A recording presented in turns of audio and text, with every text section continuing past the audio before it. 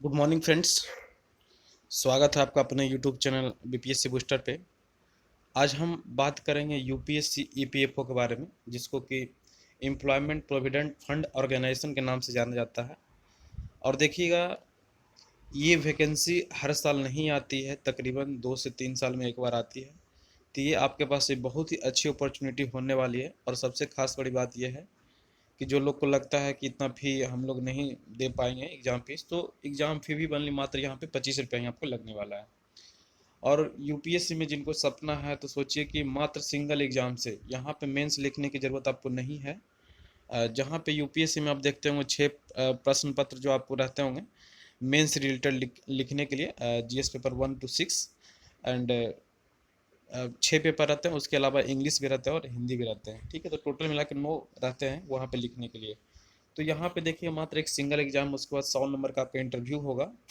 तो ये 2 प्रोसेस होता है। एक आपका 300 मार्क्स का प्री का एग्जाम होगा, दूसरा जो मेंस है आपका 100 नंबर का एग्जाम होगा। तो इस वीडियो में जानेंगे क्या इनका सिलेबस होता है, क्या परीक्षा पैटर्न है, कितना इनको वेतन मिलता है, सारे चीज़ के बारे में देखेंगे, क्या इसका एज क्राइटेरिया है। तो सबसे पहले अगर बात किया जाए, देखिएगा एग्जाम फीस को लेके, तो आपका अनरिजर्व के लिए मात्र 25 रुपये लगेगा। और SC ST और जो लोग PWD है उनको फी भी नहीं लगेगा। सोचिए, मतलब अनरिजर्व के लिए मात्र 25 रुपया है। यानी UR और OBC के लिए क्या है, आपको 25 रुपया पे करना पड़ेगा। बाकी सभी जो कैटेगरी के हैं उनको कोई भी पैसा नहीं देना होगा। अगर टोटल वैकेंसी की बात किया जाए, ये टेंटेटिव है, ऑफिशियल नोटिफिकेशन नहीं है। तो ये देखिएगा टोटल टेंटेटिव वैकेंसी जो आने वाली है, जनरल की 168 और SC के 62, ST के 33 और OBC के 116 और आपका EWS की 42 है। टोटल मिला के यहाँ पे 421 सीटें आने वाली है यूपीएससी ईपीएफओ में। तो एक आपके पास एक बिग अपॉर्चुनिटी है। लेकिन ये मान के चलिए कि कंपटीशन बहुत ज़्यादा होने वाला है। क्योंकि लास्ट बार जो कट ऑफ गया था, शायद लोग बोल रहे थे कि 60 जाएगा, 65 जाएगा, लेकिन देखा एक्चुअल जो आया था 80+ भी चला गया था इसका कट ऑफ। ठीक है, तो ये आपका टेंटेटिव जो आपका टोटल वैकेंसी है 421, जो कि अपने आप में बहुत बड़ा वैकेंसी माना जा सकता है इसको। और इसके अलावा देखिएगा नोटिफिकेशन बार बार आ रहा है कि आ जाएगा, कल आएगा, लेकिन इतना उम्मीद है कि आपका इसी मंथ के लास्ट तक क्या है, आपका नोटिफिकेशन आने के पूर्ण आसार है कि आपको नोटिफिकेशन जल्द ही आपको देखने को मिल सकता है।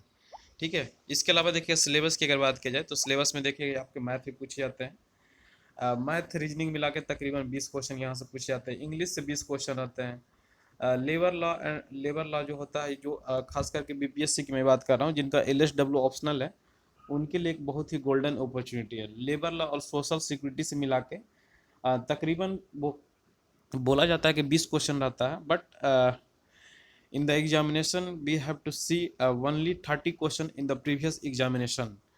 मैंने पिछले एग्जाम में देखा था कि मात्र 13 क्वेश्चन ही पूछे गए थे, लेकिन ऑन एन एवरेज जो क्वेश्चन रहता है 20 question ask in generally UPSC EPFO examination. अगर जनरली बात करा जाए तो जनरल अकाउंटिंग से भी आपका क्वेश्चन 10 से 12 क्वेश्चन रहते हैं यहाँ पे। और इकोनॉमिक्स से लगभग 5 क्वेश्चन रहते हैं। हिस्ट्री से भी लगभग वही 8 से 10 क्वेश्चन रहते हैं। पॉलिटिक्स की अगर बात किया जाए तो पॉलिटिक्स से भी 5 क्वेश्चन रहते हैं। करंट अफेयर से भी देखिएगा तकरीबन आपके 10 से 15 क्वेश्चन आपके करंट अफेयर से भी पूछे जाते हैं। अगर कंप्यूटर की बात की जाए तो कंप्यूटर से भी 5 क्वेश्चन रहते हैं, जो कि आपका लूसेंट से काम चल रहा है। जनरल साइंस से भी देखिएगा 5 से 10 क्वेश्चन रहते हैं। टोटल क्वेश्चनों की जो संख्या मैं बात करूँ तो 120 होते हैं। ठीक है, और टोटल जो मार्क्स होता है यहाँ पे 200 मार्क्स का एग्जाम होता है। ठीक है, ये याद रखने का है। और यही चीज़ देखिएगा यहीं पे दे रखा है, ये क्या क्या है एप्लीकेशन देखिएगा। इसके अलावा देखिएगा कि एज रिलैक्सेशन की बात करें कि ऐसे तो जनरली 32 साल रहता है एज जनरल वालों के लिए। लेकिन ओबीसी वालों को देखिए 3 साल रिजर्वेशन दिया जाता है। SC ST वालों को 5 साल रिजर्वेशन दिया जाता है। क्या मतलब आप एक्स्ट्रा 32 के बाद 5 साल तक का जो एम्प्लॉय ऑफ ईपीएफओ के हैं उनको भी 5 साल एक्स्ट्रा उनको एज रिलैक्सेशन दिया जाता है। सेंट्रल गवर्नमेंट के जो एम्प्लॉय हैं उनको भी 5 साल का एज रिलैक्सेशन दिया जाता है। और जो फिजिकली हैंडिकेप्ट हैं उनको 10 साल का गैपिंग दिया जाता है। ठीक है, और एलिजिबिलिटी क्या है कि आपको एलिजिबिलिटी के लिए क्या है कि आपको सिंपल ग्रेजुएशन होना चाहिए। कुछ भी है, बीटेक है, सीटेक है, और आपका आर्ट्स है, कॉमर्स है, जो भी है आप कुछ भी आप कर सकते हैं यहाँ पे आसानी से। ठीक है, एलिजिबिलिटी में कुछ नहीं दिक्कत है। अगर सैलरी की बात किया जाए तो देखिएगा आपका सैलरी जो है आपका ईपीएफओ में लेवल 8 का जॉब है, ठीक है।